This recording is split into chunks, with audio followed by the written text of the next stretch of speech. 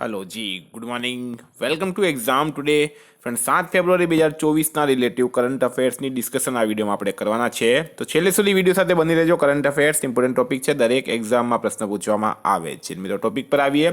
7 ફેબ્રુઆરી 2024 question number 1 છે. હાલમાં ભારતની પહેલી મહિલા રોબોટ અંતરિક્ષમાં ઉડાન ભરશે, એનું નામ શું છે? તો ભારતની પહેલી મહિલા રોબોટ અંતરિક્ષમાં ઉડાન ભરશે મિત્રો, એનું નામ છે વ્યોમમિત્ર. શું નામ છે? વ્યોમમિત્ર. ભારતના ઈસરો 2024ની ત્રીજી તિમાહીમાં માનવરહિત વ્યોમમિત્ર મિશનની તૈયારી કરી રહ્યો છે, જે દેશને 2025માં વિશાળ ગગનયાન મિશન સુધી પ્રેરિત કરશે. તો વ્યોમમિત્ર રાઈટ આન્સર છે અને આપણા માટે એક્ઝામની દ્રષ્ટિએ ઇમ્પોર્ટન્ટ રહેશે. હાલમાં કોણ ભારતીય સેનાના ઉપપ્રમુખના રૂપમાં ભૂમિકા નિભાવશે? તો ભારતીય સેનાના ઉપપ્રમુખના રૂપમાં કોણ ભૂમિકા નિભાવશે? તો રાઈટ આન્સર છે મિત્રો ઉપેન્દ્ર દ્વિવેદી. ઉપેન્દ્ર દ્વિવેદી ભારતીય સેનાના હવે નવા ઉપપ્રમુખના રૂપમાં ભૂમિકા નિભાવશે. નિશાનમાં ગુજરાતના કયા શહેરમાં ડબલ ડેકર બસની શરૂઆત કરવામાં આવી છે? તો ગુજરાતના કયા શહેરમાં ડબલ ડેકર બસની શરૂઆત કરવામાં આવી? તો રાઈટ આન્સર છે મિત્રો અમદાવાદમાં. ગુજરાતના અમદાવાદ શહેરમાં ડબલ ડેકર બસની શરૂઆત કરવામાં આવી છે. અમદાવાદમાં વાસણા અને ચાંદખેડા વચ્ચે મેયર પ્રતિભા જૈને લીલી ઝંડી બતાવીને ડબલ ડેકર બસની શરૂઆત કરી છે. નિશાનમાં ભુવનેશ્વરમાં બારામુંડા આઈએસબીટીનું નામ કોના નામ પર રખાશે? તો મિત્રો ઓડિશાનું પાટનગર છે ભુવનેશ્વર, અને ભુવનેશ્વરમાં આવેલું છે બારામુંડા આઈએસબીટી.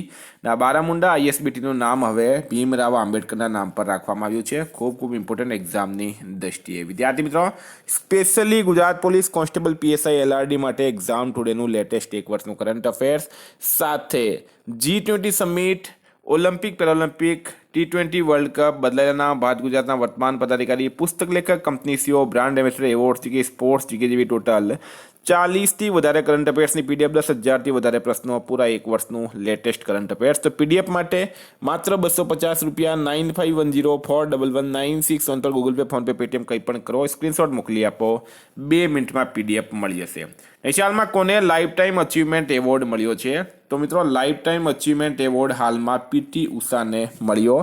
Sports journalist federation of India અને દિલ્હી સ્પોર્ટ્સ જર્નલિસ્ટ એસોસિએશન દ્વારા પીટી ઉષાને હાલમાં લાઈફ ટાઈમ અચીવમેન્ટ એવોર્ડથી સન્માનિત કરાયા. મિત્રો સ્ટાર માર્ક કરજો, આ પણ ઇમ્પોર્ટન્ટ રહેશે. હાલમાં કોની ઉત્તરી આયર્લેન્ડના પ્રથમ મંત્રી તરીકે નિમણૂક કરાઈ છે? તો ઉત્તરી આયર્લેન્ડના પ્રથમ મંત્રી તરીકે કોની નિમણૂક કરાઈ?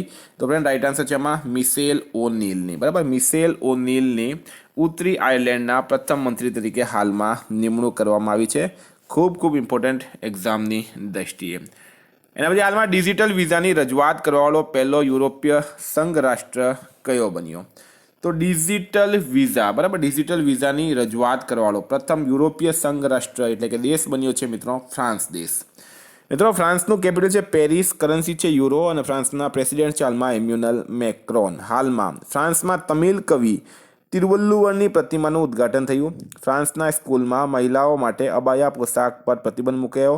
ભારત ફ્રાન્સના માર્સિલમાં એક નવો વાણિજ્ય દૂતાવાસ ખોલશે. પીએમ મોદી ફ્રાન્સના સર્વોચ્ચ સન્માન Grand Cross of the Legion of ઓનરથી સન્માનિત કરાયા. હાલમાં ગ્રેમી એવોર્ડ 2024માં બેસ્ટ ગ્લોબલ મ્યુઝિક આલ્બમનો એવોર્ડ કોણે જીત્યો? તો ગ્રેમી એવોર્ડ 2024માં બેસ્ટ ગ્લોબલ મ્યુઝિક આલ્બમનો એવોર્ડ કોણે જીત્યો? તો ફ્રેન્ડ રાઈટ આન્સર છે આમાં ધીસ મોમેન્ટે. કોણે જીત્યો છે? ધીસ મોમેન્ટ નામના આલ્બમે. સ્ટાર માર્ક કરજો આ પણ. એના પછી હાલમાં ટાટા સ્ટીલ ચેસ ટુર્નામેન્ટ 2024ની 86મી આવૃત્તિ ક્યાં યોજાઈ? તો ટાટા સ્ટીલ ચેસ ટુર્નામેન્ટ 2024 એની 86મી આવૃત્તિ. કેટલામી આવૃત્તિ છે? 86મી આવૃત્તિ નેધરલેન્ડ ખાતે આનું આયોજન થયું છે મિત્રો. ફાઇનલમાં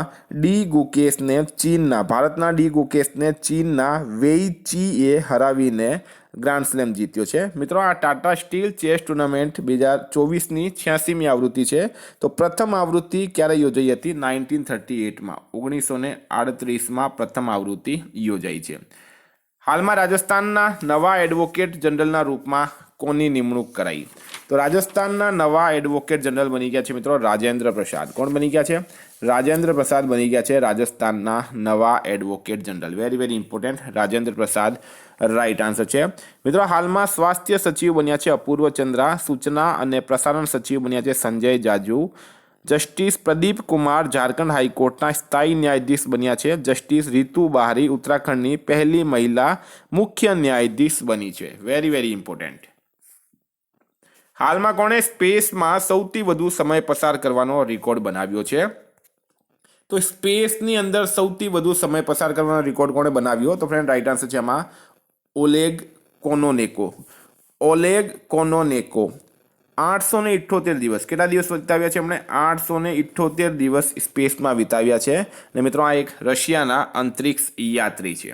નેશાલમાં કયા દેશના વૈજ્ઞાનિકોએ સાયપ્રસ પાસે પાણીની નીચેની ઘાટી એરાટોસ્તનીઝની શોધ કરી? તો કયા દેશના વૈજ્ઞાનિકોએ સાયપ્રસ પાસે પાણીની નીચેની ઘાટી એરાટોસ્તનીઝની શોધ કરી? તો રાઈટ આન્સર છે મિત્રો ઇઝરાયલ દેશના. બરાબર, ઇઝરાયલ રાઈટ આન્સર છે. મિત્રો ઇઝરાયલનું કેપિટલ છે જેરુસલેમ. ઇઝરાયલની કરન્સી છે ઇઝરાયલી ન્યૂ શેકલ. ઇઝરાયલના હાલમાં પીએમ છે બેન્જામિન નેતન્યાહુ. કોણ છે? બેન્જામિન નેતન્યાહુ. હાલમાં ઇઝરાયલે હમાસ સામે જારી લડાઈને ઓપરેશન આયરન સ્વોર્ડ કોડ નામ આપ્યો છે. ઇઝરાયલે પોતાના અત્યાધુનિક એઆઈ સંચાલિત યુદ્ધ ટેન્ક બરાકનું અનાવરણ કર્યું. ઇઝરાયલના શોધકર્તાઓએ સ્ટેમ કોશિકાઓથી કૃત્રિમ ભ્રૂણ બનાવ્યો છે હાલમાં. એશિયામાં ભારતનો સૌથી મોટો થિયેટર ફેસ્ટિવલ ભારત રંગ મહોત્સવ ક્યાં શરૂ થયું? તો ભારતનો સૌથી મોટો થિયેટર ફેસ્ટિવલ છે મિત્રો ભારત રંગ મહોત્સવ. એ ક્યાં શરૂ થયું છે? તો રાઈટ આન્સર છે આમાં ગુજરાત ખાતે. ગુજરાતના કચ્છમાં 21 દિવસીય ભારતનો સૌથી મોટો થિયેટર ફેસ્ટિવલ ભારત રંગ મહોત્સવ હાલમાં શરૂ થયું છે. મિત્રો ગુજરાતની વાત કરીએ તો હાલમાં દક્ષિણ કોરિયાઈ કંપની સિમટેક ગુજરાતના સાણંદમાં સેમિકન્ડક્ટર પ્લાન્ટ સ્થાપિત કરશે. ગુજરાત 2026-27 સુધી $500 અબજ અર્થવ્યવસ્થા બનશે. એનએચપીસી ગુજરાતમાં કુપ્પા હાઇડ્રો સ્ટોરેજ પરિયોજનાનું નિર્માણ કરશે. ગુજરાત ભારતની પેટ્રો પાટનગરના રૂપમાં હાલમાં ઉભરી આવ્યો છે. નેશાલમાં દેશનો પહેલો તાંબાના આવરણવાળો બાપુ ટાવર ક્યાં બનશે? તો દેશનો પ્રથમ તાંબાના આવરણવાળો બાપુ ટાવર બનશે મિત્રો બિહાર ખાતે. બિહારના પટનામાં ગર્દની બાગમાં, જેની ઊંચાઈ છે મિત્રો 120 ફીટ ઊંચાઈ. બરાબર, આ બાપુ ટાવરની ઊંચાઈ છે 120 ફીટ. સ્ટારમાં કરજો મિત્રો, આ પણ ઇમ્પોર્ટન્ટ રહેશે. બરાબર, 120 ફીટ. પાટનગર પટનાના ગર્દની બાગ ઇલાકામાં 120 ફીટ ઊંચા બાપુ ટાવરના ભવનનું નિર્માણ હવે લગભગ પૂરું થઈ ગયું છે.